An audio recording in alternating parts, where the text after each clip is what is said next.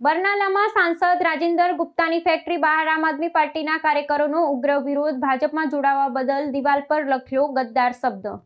આમ આદમી પાર્ટીના 7 રાજ્યસભા સાંસદોના ભારતીય જનતા પાર્ટીમાં જોડાવાના ઘટનાક્રમ બાદ પંજાબના રાજકારણમાં ભારે ગરમાવો જોવા મળી રહ્યો છે। આ પક્ષ પલટાના ઘેરા પ્રત્યાઘાતોના ભાગરૂપે શનિવારે બરનાલા ખાતે આમ આદમી પાર્ટીના રોષે ભરાયેલા કાર્યકરોએ રાજ્યસભા સાંસદ અને જાણીતા ઉદ્યોગપતિ રાજેન્દ્ર ગુપ્તાની ફેક્ટરી બહાર ઉગ્ર દેખાવ કર્યો હતો।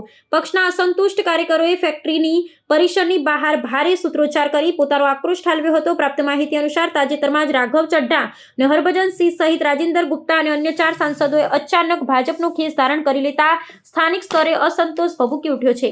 બરનાળામાં પ્રદર્શનકારીઓએ પક્ષ પલટો કરનારા આ નેતાઓને ગદ્દાર ગણાવ્યા હતા અને વિરોધ સ્વરૂપે ફેક્ટરીની દિવાલો તથા દરવાજાઓ પર સ્પ્રે પેઇન્ટથી પંજાબના ગદ્દાર લખીને પોતાનો ગુસ્સો વ્યક્ત કર્યો હતો। કાર્યકરોનું સ્પષ્ટ માનવું છે કે આ નેતાઓ એ પંજાબની જનતાના જનાદેશ અને પાર્ટીના વિશ્વાસ સાથે મોટો દ્રોહ કર્યો છે। આ સમગ્ર ઘટનાક્રમને આમ આદમી પાર્ટીના શીર્ષ નેતૃત્વ દ્વારા ભાજપના કથિત ઓપરેશન લોટસનો જે એક હિસ્સો ગણવામાં આવી રહ્યો છે। પાર્ટી નેતાઓએ આરોપ છે કે ભાજપ સત્તાના જોરે પંજાબની ભગવંત માન સરકારને અસ્થિર કરવાનો પ્રયાસ કરી રહી છે। બરનાલા ઉપરાંત પંજાબના અન્ય શહેરોમાં પણ હરભજન સિંહ અને અશોક મિત્તલ સહિતના અન્ય પક્ષ પલટુ નેતાઓના નિવાસસ્થાને અને સંપત્તિઓ બહાર આવા જ ઉગ્ર દેખાવો થયા છે, જેના પગલે રાજ્યનું રાજકીય વાતાવરણ અત્યંત તંગ બની ગયું છે।